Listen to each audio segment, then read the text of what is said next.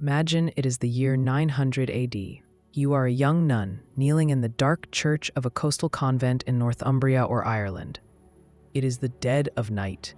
Suddenly, the great bell begins to clang wildly.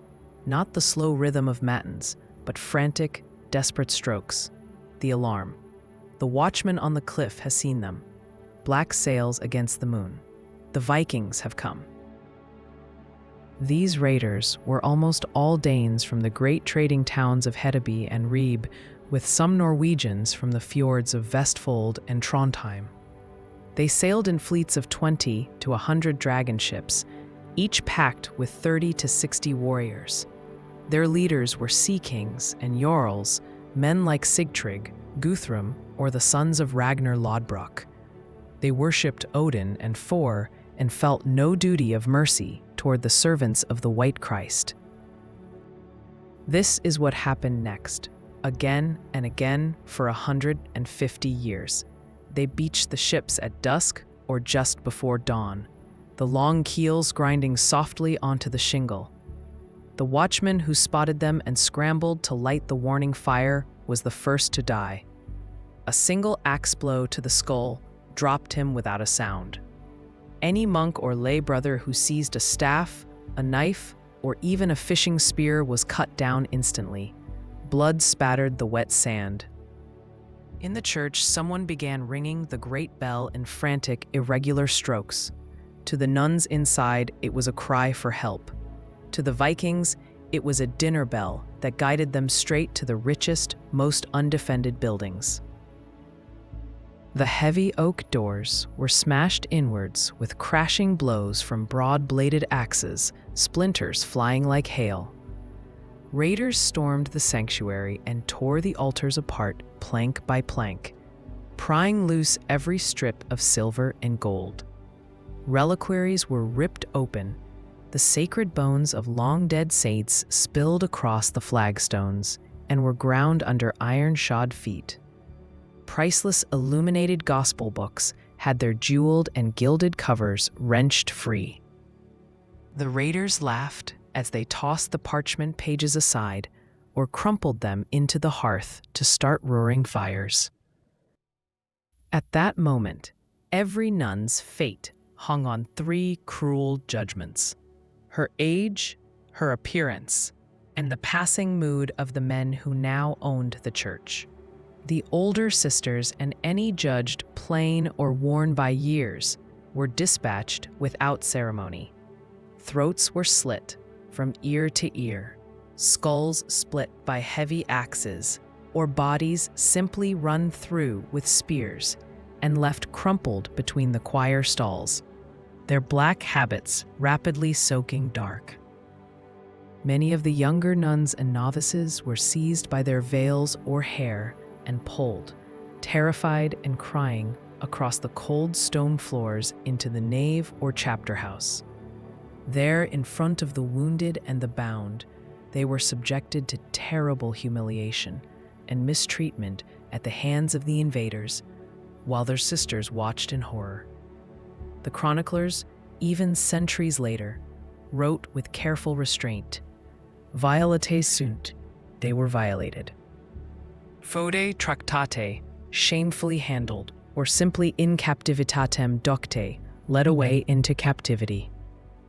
The most heartbreaking victims were the little oblates, girls given to the convent as young as 7 or 8, still wearing the white veils of novices. They were shown no mercy at all. In the margins of surviving manuscripts, desperate hands scrawled pleas in Latin, Domine custodi parvula sorores, Lord, protect the little sisters. Excavations centuries later would uncover mass graves containing the small, fragile bones of children, confirming that those prayers had gone unanswered. When the raiders had taken what they wanted, some of the women and girls were quietly killed. Others had their wrists tied with the same bell ropes that had called them to prayer that morning, or with the cloth belts torn from their habits. Barefoot and stumbling in the moonlight, they were forced down the path toward the waiting ships, passing the silent forms of their fallen sisters as they went. Once every portable treasure was aboard and the choicest captives chosen, the buildings were torched. By sunrise, only smoking ruins and corpses remained. The longships rowed away with the tide. This was not rare. Here are just a few recorded examples.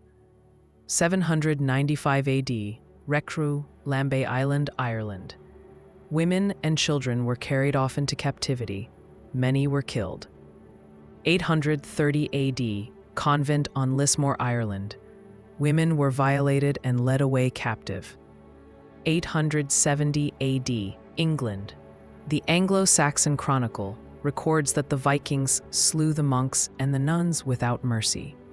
Letters of Alcuin of York, 793 to 796. Virgins and holy women were dragged away. Never before has such terror appeared in Britain. Adam of Bremen, circa 1075. The Danes carried off nuns to be their wives or to sell them in the slave markets. Modern excavations have uncovered the physical proof. At Repton in Derbyshire, winter camp of the Great Army, 873 to 874, archaeologists found a mass grave of at least 264 people. Many of the female skeletons show violent perimortem trauma, skull fractures, sword cuts to the neck. On the Isle of Portland in Dorset, a mass grave of young adult males and females, hacked to pieces, was discovered in 2009. Isotope analysis shows they were from Western Britain or Ireland, exactly the profile of raided religious communities. In Dublin, hundreds of iron slave shackles and collars have been dug up around the old Viking long fort at Wood Quay.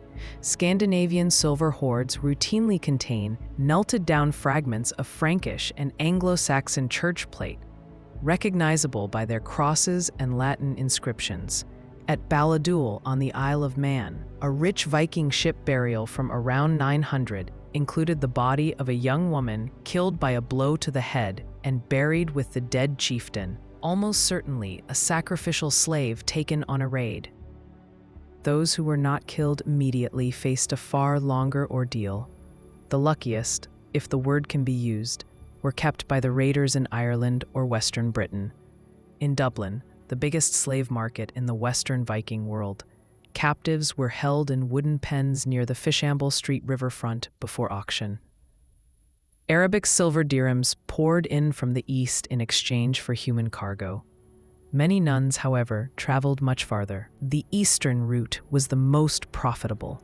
From Dublin or the Baltic ports, Varangian, Swedish Viking traders shipped slaves down the Russian rivers, Dnieper and Volga, to the markets of Bulgar and Ital, and finally to Baghdad and the Abbasid Caliphate. The 10th century Arab traveler Ibn Fadlan witnessed Rus merchants on the Volga offering slave girls of exceptional beauty for sale. He notes that the most expensive were those who could recite Christian prayers, proving they came from educated monastic backgrounds. In the Caliphate's great slave markets, a white-skinned, blue-eyed virgin who could read and write Latin or Greek fetched astronomical prices, sometimes the equivalent of an entire year's tax revenue from a medium-sized province. Some ended up in palace harems. A few, according to later Christian chronicles, were ransomed decades later by Byzantine or German missionaries and returned home as gray-haired grandmothers who had forgotten their native tongue. Most simply disappeared into history. Back in Scandinavia itself, high-status captives sometimes became secondary wives or concubines of jarls. A tiny number were even manumitted and married into Viking society, though this was exceedingly rare for women taken in church raids. Over the decades, religious houses learned grim lessons. Some hid their youngest and prettiest sisters in crypts, cellars, or nearby marshes the moment a sail was sighted. Others buried their silver overnight in bogs.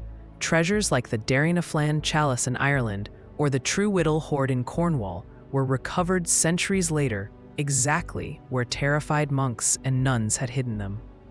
In Ireland, a few extreme stories survive. of nuns deliberately disfiguring themselves, cutting off noses or lips, or smearing their faces with hot lime to make themselves undesirable. One chronicle claims an abbess ordered the sisters to do this rather than be taken alive. The Vikings supposedly burned them all anyway for spoiling the merchandise. Communion wine was sometimes poisoned as a last resort. After 900, the Irish began building tall round towers with doors 10 feet off the ground, refuges designed specifically because of Viking raids.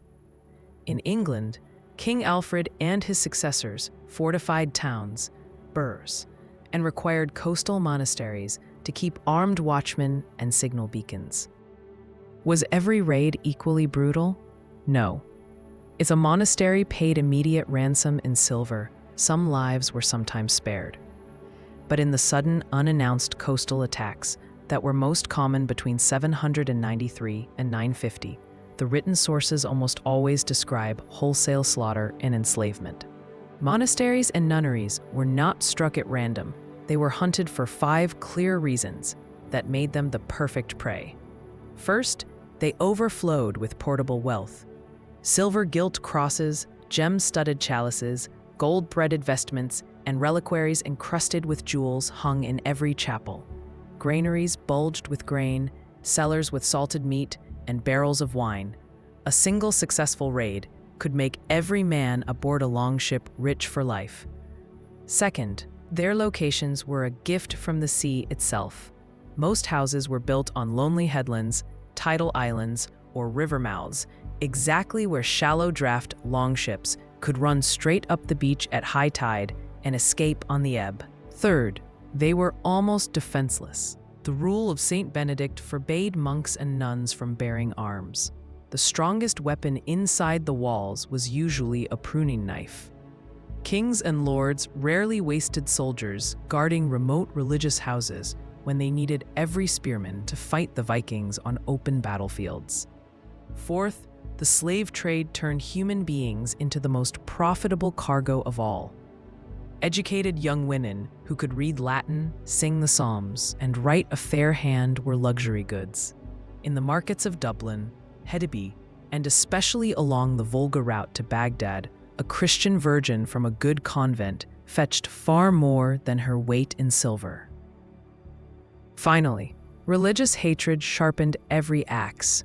To pagan warriors raised on tales of Odin and Thor, storming a church and violating Christ's consecrated brides was the ultimate insult to an enemy god. Spilling blood on the altar, trampling the host, and dragging screaming nuns past the crucifix was not just plunder. It was a deliberate act of sacrilege that they believed would weaken the white Christ himself.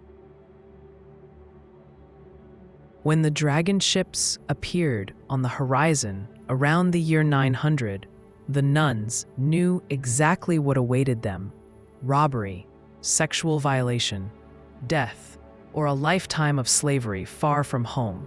That is the plain, terrible truth recorded by the victims themselves and confirmed by both Chronicle and Spade in the chronicles and graves of the Viking Age. If you enjoyed uncovering the dark mysteries of history, make sure to like this video and subscribe to our channel. Turn on the bell to never miss a journey into the secrets, stories, and shadows of the past.